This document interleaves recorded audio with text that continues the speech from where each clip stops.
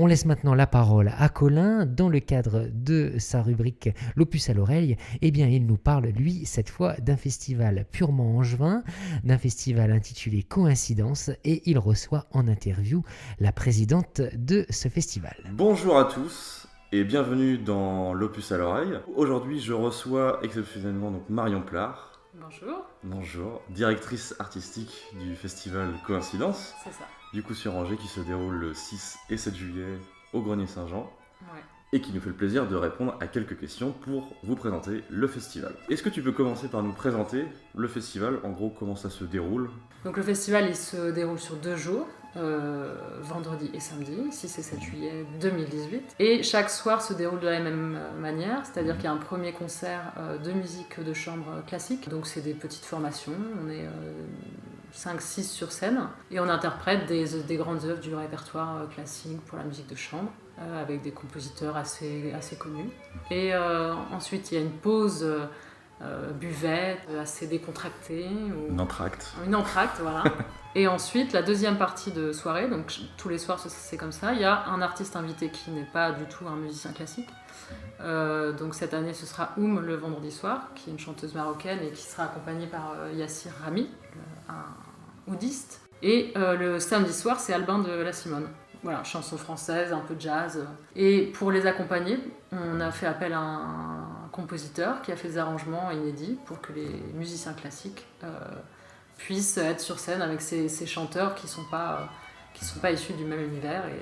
Et voilà, donc c'est un peu le principe du festival, la rencontre, le mélange un peu des styles, voilà. Et comment était née en fait l'idée de ce festival? L'idée au départ c'était surtout de faire venir à Angers des musiciens que moi j'avais rencontrés pendant mes études à l'étranger et que j'avais trouvé brillants et avec qui c'était très agréable de jouer. Donc c'était à la fois pour que eux découvrent un peu ma ville natale et que aussi les Angevins puissent les entendre. Et ensuite on s'est demandé comment on pourrait un peu rendre ce projet un peu plus inédit que juste un festival de musique de chambre classique. Et là, je me suis dit que quand même mon rêve à moi, j'ai toujours été un peu bercée par la musique classique, mais pas du tout que la musique classique. Oui, pas que ça, ouais. Voilà.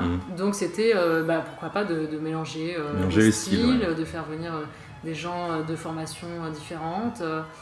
Et donc voilà, c'est là que le rêve a commencé et qu'on a finalement réussi à le concrétiser. Et oui, c'est ça qui est assez inédit justement en France, d'avoir un festival qui unit le classique à autre chose justement, alors que d'habitude c'est plutôt... c'est complètement inédit à ma connaissance. En tout cas, il n'y a pas de...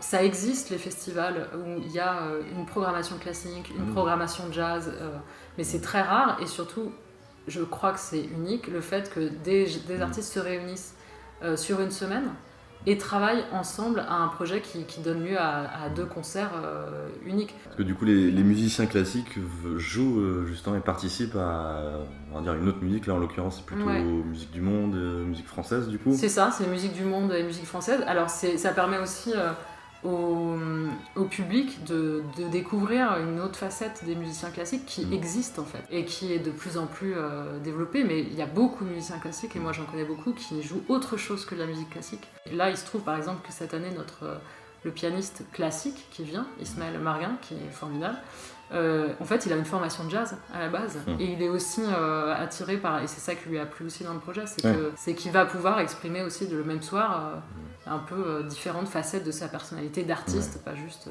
Et justement, toi, tu as trouvé justement des artistes que tu connaissais déjà qui étaient dans cette même démarche aussi. Voilà, c'est ça. Je fais venir aussi des gens qui ont cette envie de mélanger les genres, de faire des projets un tout petit peu atypiques, la violoniste espagnole... Ouais, voilà.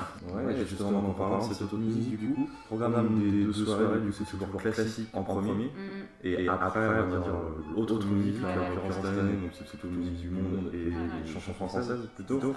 Et comment se fait le lien entre les deux? D'une part, il y a l'unité des artistes, c'est-à-dire que les artistes de la première partie, on les retrouve dans la deuxième partie. Donc c'est ça qui fait le lien déjà, on voit les mêmes têtes. Non mais c'est vrai, ça permet de faire le lien et c'est, je pense, en tant que public, assez marrant de voir des gens qui jouent un mouvement d'une sonate de Bach et qui en fait après vont accompagner. Après improvise et voilà. accompagne. Ouais. Et puis aussi j'essaye dans la programmation. Là le vendredi soir on fait venir donc qui est une chanteuse marocaine qui sera accompagnée par son modiste. Et j'ai essayé de programmer des œuvres qui étaient d'inspiration folklorique, avec des compositeurs de l'Est, Bartók, Dornani, qui est juste un petit lien avec que ce soit pas complètement déconnecté. Que le classique soit rapproché, on va dire, au folklore, en l'occurrence. Ouais. Okay. Et puis le samedi soir, il y aura du coup le piano qui fait un peu le lien aussi parce que Albin de la Simone c'est un pianiste à la base, c'est quelqu'un qui a une formation de jazz, enfin c'était un pianiste de jazz, il a commencé la chanson il y a 10 ans mais avant il était pianiste. Donc voilà, c'est aussi pour ça qu'on fait une programmation autour du piano et avec des œuvres plus classiques cette fois-ci que genre Schumann et le quintet pour piano qui va faire écho après à la chanson avec piano dedans. Voilà, tout c'est ça. Okay. Au niveau du répertoire classique, l'ouverture aussi est assez importante, je trouve, parce que justement on peut passer de Bach à Glazunov, en passant par Bartók, en revenant à Schumann. Et c'était important pour toi aussi d'avoir un large éventail en classique aussi. C'est-à-dire que à la fois, je pense que les amateurs de classique, les gens qui vont venir, ils ont envie d'entendre des grandes pièces du répertoire, comme le quintet de Schumann. Et puis aussi, j'avais quand même envie de glisser quelques pièces qui sont un peu moins connues, mais qui méritent de l'être. L'autre point, moi je trouve qui est assez important dans le festival, c'est l'aspect, on va dire, jeunesse on va dire, du festival, que ce soit au niveau du coup des tarifs qui sont assez intéressants, justement au niveau des styles qui vont un petit peu plus vers un public pas forcément plus jeune, mais en tout cas plus ouvert. C'est important pour toi de connecter le classique à cet esprit un peu jeune, justement. À un peu. Mais oui, parce que non, mais c'est vrai qu'il y a aussi cette image du classique qui est un peu. Il y a un festival sur Paris qui s'appelle Le Classique, c'est pour les vieux, et qui fait un clin d'œil à ce stéréotype que le classique, c'est voilà. Et c'est aussi pour cette raison qu'on fait des tarifs attractifs pour les moins de 28 ans. L'année dernière c'était gratuit, cette année c'est 3 €. Voilà, ça permet à tout le monde de participer. Du coup, on va parler un petit peu de toi. En plus d'être directrice artistique justement du festival, tu es aussi interprète et tu joues dans ce même festival. Du coup, tu joues de quoi justement ? Je joue de l'alto. Donc, pour les auditeurs qui ne connaîtraient pas cet instrument. Instrument magnifique. Voilà, c'est un instrument magnifique qui s'apparente au violon, qui est plus grave que le violon, un peu plus gros aussi. Et voilà, je suis altiste. C'est une petite question, on va dire bonus. Justement, qu'est-ce que tu penses de la musique classique un petit peu aujourd'hui, justement au niveau peut-être des festivals, au niveau de la diffusion, au niveau de l'appréciation ? Je sais pas si tu as un avis d'ailleurs là-dessus, je ne sais pas. Je sais pas si il est pertinent, mais oui, non, mais en tout cas, j'ai l'impression que quand même il y a une volonté nette de démocratiser la musique classique, d'ouvrir, de changer l'image de la musique classique aussi. Enfin, ça c'est sûr, moi je le vois autour de moi. Justement dans toute cette jeune génération de musiciens qui font des choses nouvelles, qui s'ouvrent à d'autres arts, qui croisent un peu d'autres styles justement de musique aussi, c'est important de connecter on va dire avec... Donc oui, j'ai quand même l'impression que c'est en train de changer, c'est sûr. Et c'est bien.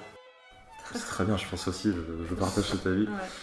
Pour finir, juste petite question perso, est-ce que tu as des œuvres classiques tu préfères, que tu adores, peut-être faire découvrir aux auditeurs justement peut-être des œuvres que tu aimes. Les sonates et partitas de Bach pour moi c'est genre un monument. Un idéal.